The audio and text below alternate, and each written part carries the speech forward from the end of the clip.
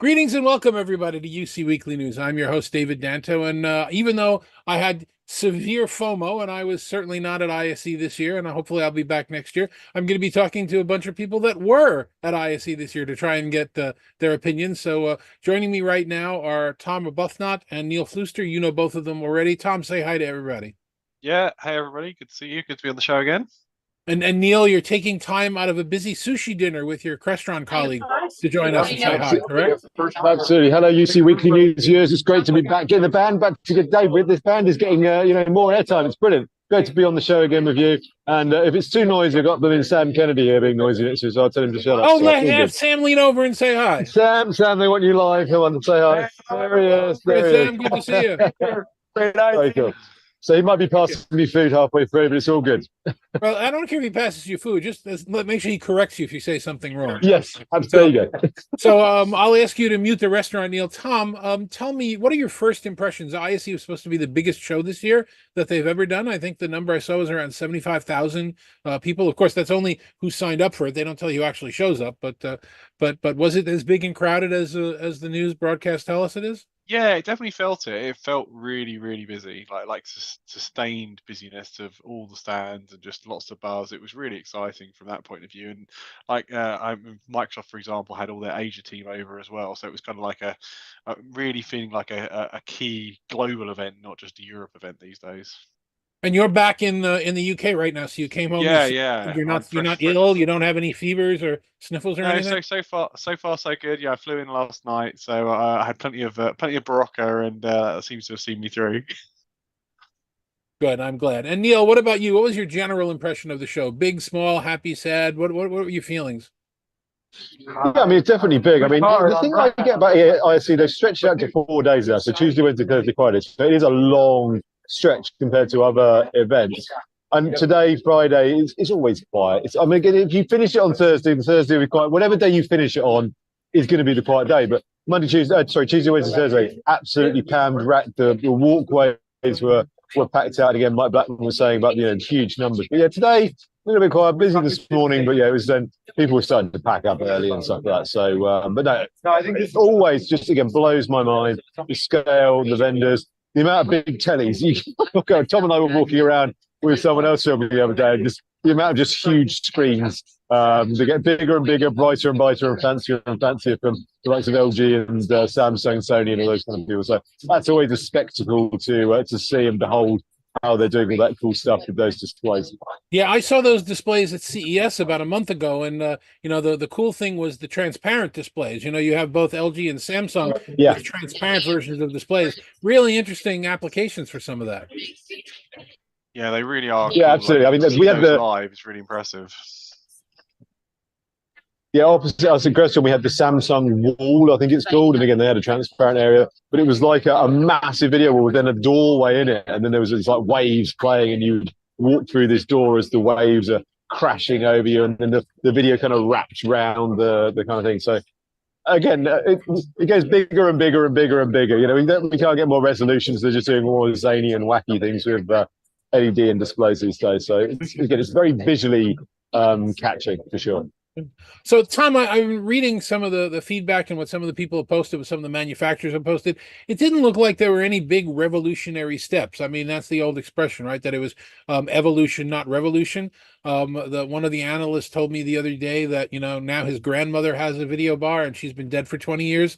So the idea that everybody has their own video bar. A couple of things, the other joke was you want fries with that, so with the video bars, you want it to go vertically or do you want it to have the ability to share built into it? They're throwing on these side added features, but pretty much everybody's got a video bar now. Yeah, that running joke is kind of accurate. Like everybody has a video bar now, and all the audio players now have a video bar, and there's not tons to choose from them. I spend a lot of time in that area with customers. It's like kind of saying like, you've got to choose beyond the video bar hardware now. Like who's going to stay in the game, who's committed to the software, the management platform, like the other capabilities. But yeah, it's definitely a bit of oversaturation on the video bar front. And what's interesting, and again, the freedom that I have on the show now that I'm not aligned with any organization, it's not very well known that probably about half of the video bars on the market, no matter what brands they're on, are all being made by the same company. Well, that's the thing. You can see it in some of the OEM relationships. You can even see very similar gear, very similar specs. So, yeah, my advice to customers there is to think about who's going to be in the game in 3, 4, 5 years time, and who's jumping on the bandwagon. Yeah, good Yeah, point. so the other, I guess there was some interesting. I'll step in on that one. So I know Yale. I'll be open. I mean, again, obviously, where I work for, but I'll be transparent. Yealink obviously announced a new video bar there, but I guess the big video bar news was Cisco. So they announced 21.9, the first Android 21.9 solution on an Android video bar. Now they're not using the traditional Qualcomm Snapdragon platform that most of the other vendors are using. So obviously, it's giving them mileage to do some different stuff. So they did an announcement with Samsung on a 21:9 display to do front row. And again, as far as I know, and I could be wrong on this, Tom probably knows more than me. Jason's now looking funny across the room. They are the first vendor, I believe. I'll get in trouble now. They're going to kick me under the table. The first vendor video bar coming soon. Yeah, they're the first vendor. Absolutely, show... video bar 17 is amazing and obviously the best. Yeah, showcase it. Yeah. They're the first ones to show 21:9 on MTR and Android. It's still very early for that, so it was early build. It's not GA, but yeah, I think you can tell Neat have got it working under the covers as well, but they've got some bits to do. So I think this year there'll be some more 21:9 on Android, which is good to see. Tom, was there any more scuttle? And I'm going to ask a couple other people later on in this show, but was there any more conversation about Microsoft wanting to have their own version of Android? Is that moving along in any way, or was it quiet? Yeah, actually, I did a video with Josh at Jabra. It's on LinkedIn if you want to find it. And we talked particularly about that MDEP, that Microsoft Devices Ecosystem platform. It's still ticking along. I think Jabra and Crestron are going to be the first two probably to have that dedicated Microsoft Android, but they're both going to ship with their own Android and then do an in-field upgrade. It'll be interesting. I think it's not going to be till much later this year, but it'll be interesting to watch the OEMs see who adopts it and who doesn't. Yeah, it's an interesting situation because many organizations went to Android to avoid being locked into the Microsoft ecosystem. So it's sort of counterintuitive, but it'll be interesting to see how it plays out. Yeah, there are definitely customers, particularly enterprise, where they're nervous around Android, and because it's open source, then the OEM has to manage it, and then Microsoft on top, and they want one throat to choke. And if Microsoft say we bless this build, that gives them, because they obviously use other Microsoft stuff, right? So Microsoft are our trusted vendor. So I think that's what's driving it, and it also gives Microsoft the ability to manage the OS and the features, which in theory, we'll see if this comes to fruition, in theory means they could ship Android features faster because they can test OS and build all at the same time and say this has been blessed as a package. Was there any conversation or scuttlebutt around AI? Was that any bit of a topic at the show? Because it didn't seem like it from the stuff that I saw. Not especially. I mean, everybody says AI because it's the fashionable thing to say. And in terms like the auto framing, some of the noise cancellation, like people throw it in, but nothing. I mean, nothing we haven't seen before. Like nothing revolutionary on that front. I think it's just a capability, but really, like I think 2024 is about. Don't just say AI at me. Like show me the feature, show me the value. Yeah. And I don't particularly want to call out any one specific vendor for showing projects or things that are going on over there. But when your advancement from version 1.0 to version 2.0 is a bench that can now hold two people instead of just one, I'm kind of holding back on giving a lot of kudos around that kind of experiment. I think there are better technologies out there. Yeah, I mean, it was just across the board. There wasn't anything that was kind of jaw-dropping this year. I mean, a couple of things that stood out for me. Logi are now shipping their center of room cam, and I got a really good demo of that. Neat are not shipping yet, probably around Enterprise Connect time, but they gave me a demo of their latest build, and that was good as well. And that's genuinely a new experience. It's still early, like I said, there's still tuning to do there. Crestron had their new One Beyond cameras, and that's a bit exciting for me on the Microsoft side because they've added USB, so you can run 2 of those cameras with no controller, just USB into the Windows MTR, still pending certification. Those things stood out, but other than that, it was just lots of incremental improvements. What about the Chinese manufacturers like Yealink or Kandao or those guys? Any center table camera or announcements from them? Nothing new. Yealink have got their center of table, though theirs is slightly different. Theirs is kind of primarily center of table, whereas everybody else is adding like an accessory. So they've got center and front of room.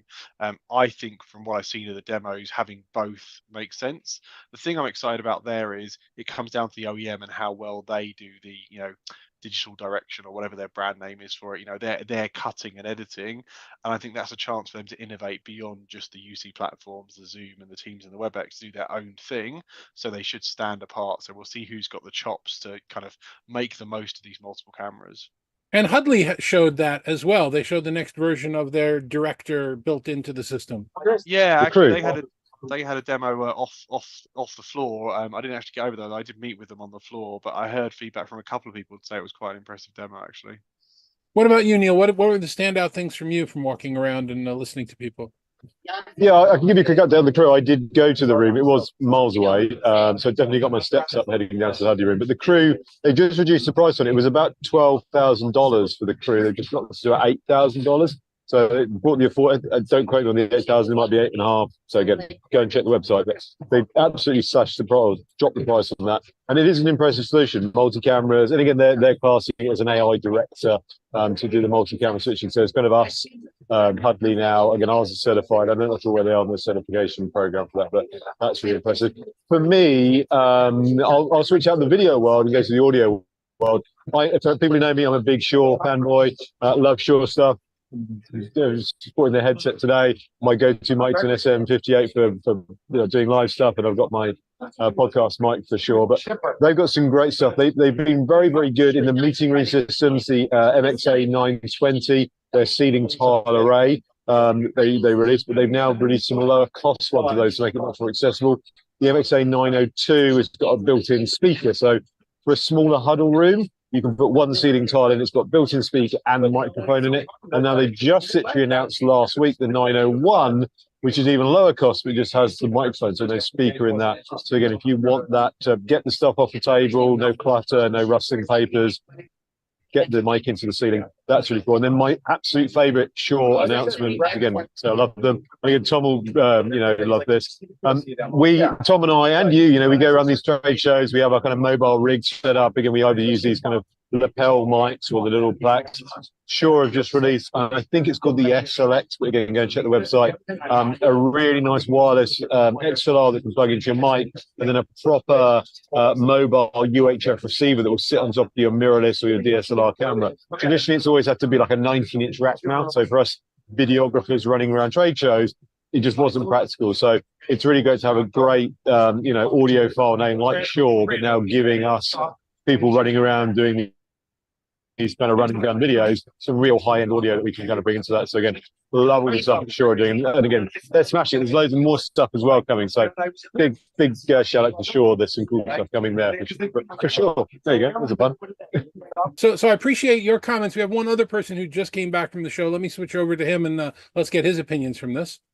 So joining me now is Dave Michels, who's one of the industry analysts and runs his Talking Points website and newsletter, Points with a Z. Dave, thanks for joining it. How are you doing today? It's great to be here with you, and great to be back in the U.S. Boy, are my arms tired. Yeah, but we're both in New Jersey today. That's an interesting thing. And there was an earthquake somewhere in the Midwest, so that could be the reason. But anyway, tell me about first. Do you have a good flight back? Oh yeah, uneventful. Yes. Okay, so I would have had you directly on with Neil and Tom, but you were actually in the air at the time. So I had to coordinate to bring you on a little bit after that. Tell me your impressions. Obviously, I think this was the second year that you've been to ISE in Barcelona. I was with you there last year, so I wasn't there this year. Overall impressions of the show. I mean, I'm told it was close to 75,000 people. Did it seem bigger? Did it seem the same? Was it exciting? It actually seemed very similar to last year. So direct answer to that question. It's unlike anything in the US. It's a huge show. And not only is it huge because of the amount of people that are there, but just everything is huge, right? They always say, everything's bigger in the US, but not tech shows. I mean, I think Crestron's booth is the size of a Walmart. I mean, it's the booths or the stands, as they say over there, and I don't know how you say it in Spanish. The booths are huge. The crowds are huge. The city's huge. There's like a 40-minute wait for a taxi at the end. It's like being at CES or something like that. So it's just a phenomenal show in terms of scale. The part that I'm focusing on, which tends to be around the enterprise communications, mostly around meetings at this event, is huge by itself, and it's just a small part of that show. And so it's just an amazing event. It filled up 1.5 halls, right? The things that are around collaboration. And I don't even know how you count the halls anymore because they were all over the place. I'm running around. I think I was in every hall with just the appointments and vendors that I wanted to see. I think it was very similar to last year. So I was trying to go to where I thought the booths were last year. But like Neat, for example, Neat ended up, I think, doubling the size of their booth, and they were down in like three halls down further than they were last year. So it was quite a bit of running around to see all the vendors. Oh, okay. And in talking to Neil and Tom, I guess the consensus amongst the three of us was that it was more evolution, not revolution. There were a couple of announcements, but there weren't any big earth-shattering things. Would you agree with that? Yeah, it's an off show for announcements. Like I said, the crowds are big, the booths and stands are big, but the announcements are small. I think it's partly because of the time of the year, right? It's January. A lot of them are holding their announcements for Enterprise Connect, which is at the end of March, and you had CES, and so the ones that are in both spaces had their announcements earlier in January. So it's kind of a quiet time, but it's not really missing, to be honest. There's enough traffic and enough interest and enough engaging conversations that you don't really need that many announcements. Now, there were some announcements. We should get into some of that too, but there were some. But a lot of it was the kind of stuff that I had expected to see. One of the nice things, again, back to the bigger stands, is the companies show more in their stands. And so instead of just trying to show just one product or two product or just whatever they're announcing, they tend to show more of their portfolio. Zoom, for example, they even had drones in their booth, right? I think Zoom was the only one showing contact center because they're showing their whole portfolio, and they were also showing their events platform, which I thought was really interesting. So big booths, lots of stuff going on in them, lots of conversations. Okay. And I know you had commented to me last year when we were together that it was really hard to have a conversation in the booth because the booths themselves were too crowded and noisy. Was that still the tendency, or did people get more space for conversation? It really depends on the booth. There were several booths this year, Logitech being one of them. Stands. Stands, yeah. There were several this year, Logitech being one of them, that you couldn't get into. You had to have like an appointment, which I did, which was nice. But I was trying to walk right in, and I got stopped. Hey, you can't go in there. And so a number of stands were basically a line to get in, or you had to have an appointment to get in because they wanted to control the amount of traffic in the stand, which was kind of unheard of, especially the size of these stands. So. But it worked out pretty well because when you did get in, you could sit down and you could have a good conversation. And a lot of these stands have, multiple meeting rooms, one for just meeting because they need to do that. But because of the industry we're in, they're showing their meeting room technology and they have multiple showcases. So again, you don't see anything this size in Enterprise Connect. I mean, the stands are just huge. Yeah, we're starting to see some of that at this past CES as well, that, some of them, they want you to take the flow the way they put it together. So it's by appointment. You can only go in one way. And, if you're a large company and you go to a lot of these conferences, it's the same booth in many cases or the same design. They don't want to redo it. So I don't know about Enterprise Connect. That's probably going to be a little smaller, but yeah, it's interesting. So give me your top 2 or 3 takeaways from the show from an exhibitor product standpoint. No playing favorites, nobody sponsoring this, just from the heart. What did you think you saw that? Well, it's really hard to come up with 2 or 3. There was because it's such a diverse set of things I saw there. Certainly you saw lots of multi-camera solutions, but again, we saw that last year. And now they were all on display. Everyone's proud of them. Everybody's got their unique angle to them. So of course you saw it on the Cisco and Zoom stands, and but even like the HP Poly was showing their. I think it was the first time I saw the 3E70s up connected to a Zoom room like that. Crestron announced a whole bunch of new cameras, and they were showing. They had a new multi-camera solution, actually. I call it One Beyond Light. I forget what they call it, but it was basically an A/B type of switch, front of the room, back of the room, and it would automatically switch. Cisco had their cinematic experiences. So a lot of the multi-camera solutions. And I heard from the other guys that some of the center of table products are starting to ship, and they were starting to see those real as opposed to just talked about. Yeah, so Neat had theirs hanging. I like the hanging better than the center of the table. I think the center of the table gets in the way, but Neat had their hanging one. Cisco, Logitech had theirs on the table. Cisco, Crestron, they have theirs around the room, which I think works really well. Definitely the multi-camera experience. I think it's really important development in meeting conferencing, because it's just one more element that becomes invisible, right? Instead of having to work it on a remote and figure out which camera you want, it's just all done automatically, and done well, for that matter. I think that's really important. Of course, there were lots of video bars. You can't go more than a few steps in a place like that without seeing video bars. It's hard to believe. I think it was Poly had the first one. Maybe you remember, Dave. That was 5 years ago. 28. What year? 5 years ago. Okay, it's 5 years ago. So now they've spread. They're all over the place. They're all over that hall. There were two new ones, at least that I saw, in Barcelona. There was the D10 has theirs, and D10 came up with a clever idea to hang theirs vertically. So they put it between the monitors, and that way you have the camera kind of eye level, which is clever. Barco introduced theirs, and their clever take was to tie it to their ClickShare program. Now, I don't really understand the ClickShare program, because we don't really need it anymore, right? The whole idea was you just plug it in, but now everybody's got content sharing on their meeting app, and so you don't really need that anymore. But they've tied it to it. They're sticking to it. People love it. They're sticking to their story. And the nice thing about the Barco one too is it runs on Linux, and so I think that's really important, because Microsoft is starting to control that Android. So Barco and Cisco, I think, are the only two that I know of that are running Linux, which allows them to load that Android shell in there the way Microsoft wants, which I think is a big advantage. Crestron announced their video bar a while back, but this time they announced they're actually shipping it. So I think that's another story, actually, is the supply chain is loosening up finally, and we're getting parts and things are becoming available. So yeah, lots of video bars. Let's see, what else can I share?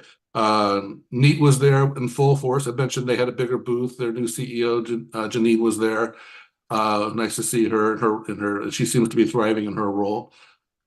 One thing about it being I get confused whether Barcelona, the event like this, is an American show or a European show. It's an American show because everything is big, everyone is speaking English, and there's McDonald's everywhere. And so my first stop in Barcelona was McDonald's, unfortunately, but that's another story. But it's also a very European show because the conversations are so different. Sustainability is such a much bigger theme over there, and I think that's fantastic. But on the sustainability side, Logi was flexing their muscles. They've dramatically expanded their use of recycled plastics. What do they say? Everything new will be old recycled materials. I think that works really well for Logitech. Cisco's Control Hub they were showing off how it can do power management, how it can do emission tracking and energy management, carbon emissions insights, stuff like that. Even the badges, our badges that we were wearing at the conference had no metal, had no plastic. I was actually really impressed with that. Low impact badges. So a lot more awareness around sustainability and a lot more conversation around sustainability.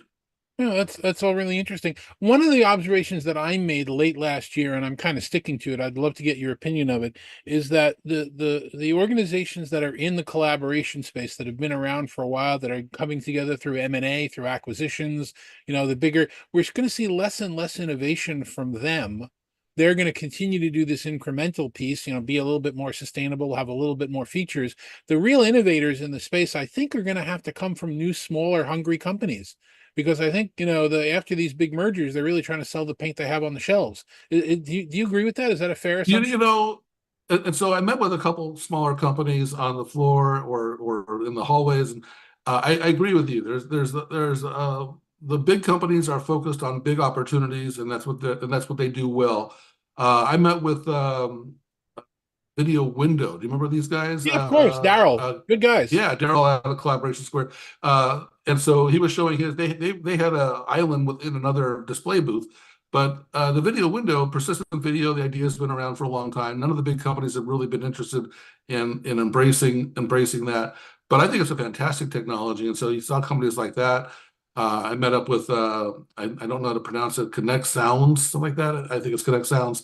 But they have an interesting audio technology that works with a number of platforms that allows everybody to have their mics on without feedback. And so I think there's still a lot of opportunity for innovation in the sector. It's also really interesting to me the way the Microsoft and Zoom ecosystem is the same, right? And so you walk around and everybody says, Logi and Meet, what they all say, or D10, we all work with Zoom and Microsoft. And then there's this whole Cisco conversation. You get to Cisco and they say, hey, we work with Zoom and Microsoft. But there's like this real power in the Zoom and Microsoft combination that is driving, allowing a lot of opportunity for companies to innovate. Yeah, no, absolutely. All right, so I appreciate your impressions from Barcelona, considering that I couldn't be there, and it adds to our conversation. Let's take a minute or two to talk about the rest of the beginning of this year. I know that I will be at Future of Work Expo with our friend John at IT Expo, and then Collaboration Week New York, and I've covered those on other shows. And then the next big event for both of us, I guess, is Enterprise Connect, right at the end of March, and you're still managing the Innovation Showcase. Yeah, I'll be running the Innovation Showcase as usual. This year's theme is around CX, customer experience, and so it's not too late to apply. You can still apply. Deadlines very soon though, and we'll be showcasing companies. The main requirement for that event, by the way, for the Innovation Showcase, is it's only to new vendors, not new as in age, but new as in new to Enterprise Connect. They can't be previous exhibitors. And so companies that are in the CX space that have something clever, they should definitely apply. It's all free. Absolutely. And where do they go to apply? How do they get the information? Or do they just ping somewhere you? on the Enterprise Connect website? Yeah. Okay, no problem. And Neil and Tom said that the three of us might get together and do this show live from Enterprise Connect if we can pry you away for 5 or 10 minutes. Join us. I'd love to. I'll cancel any meeting to join you guys on this. Let's do it up on the main stage at like 4 o'clock in the morning, so no one will bother us. That's terrific. So if anybody wants to reach out to you, sign up for Talking Points, do anything else, how do you suggest they get in touch with you? Well, Talking Points, my website with the Z on the end, not an S. The S was taken, and so Talking Points with a Z. And you can reach me there as a contact button there. Thanks. Well, thank you, Dave Michels. That was really terrific. And Tom and Neil, and maybe even Dave, I'll check with him the next time. We're all going to get together at Enterprise Connect. Maybe we just do this live there the next time. Is that something you guys would be interested in? Yeah, that'd be awesome. We could maybe all be in the same place at the same time and do it live. Bring all our mics together and do it on the floor. That'd be great. Yeah, I think maybe we can get a camera that can actually do automatic switching. We'll have to see whose we want to go with. I could sponsor that, maybe. Maybe you could do something like that. I'm really excited. So I've never been to Enterprise Connect. Always had FOMO. Again, when I was at our previous company, I never got to go. So I'm really, as the Americans would say, super excited to go and check that out. I say I hear a lot about Enterprise Connect. Always had FOMO. It's going to be great to go out there. Again, I know there's a big Microsoft focus there as well, and contact center as well, I believe. So again, it's going to be great to experience that firsthand. And if we can get this band together, then I'll absolutely be up for that and doing a whole bunch of content. And we'll have to get you to feed the alligators at one point. Oh, let's go. I'm there. That's a rite of passage. There you go. All right, I'm in. Okay. All right, gentlemen, thanks. Let me just ask you if people want to reach out to you for any reason. Tom, how can somebody get a hold of you? Yeah, tomtalks.blog, empowering.cloud for all the team's content, and always around on LinkedIn. Thank you very much, Tom. What about you, Neil? When you finally escape Barcelona and call that waiter back over to give you some more to drink, where can people get a hold of you? Yeah, thanks, Dave. So Crest TV is my regular sort of video podcast every week. So hashtag Crest TV, you'll find that. I don't do the whole Twitter or X or whatever it's called now. So I really LinkedIn is my favourite platform. So go and find Fluester or Neil Fluester, Neil Presser, and you'll find me on LinkedIn and a bit of YouTube, Instagram, and that kind of stuff. I'm a friendly guy. Come and reach out and let's be friends. Let's chat. Tom and Neil, thank you very much for joining me. I really appreciate that. On next week's show, I have another friend that's joining me that I haven't spoken to in a very long time. Dan from VDO 360, Dan Friedman, is going to come on and talk about some of his really cool cameras that he has built and available, and we'll go through all of that next week. But until then, I'm David Danto. Thanks very much. You guys know how to get me. I'll see you next week.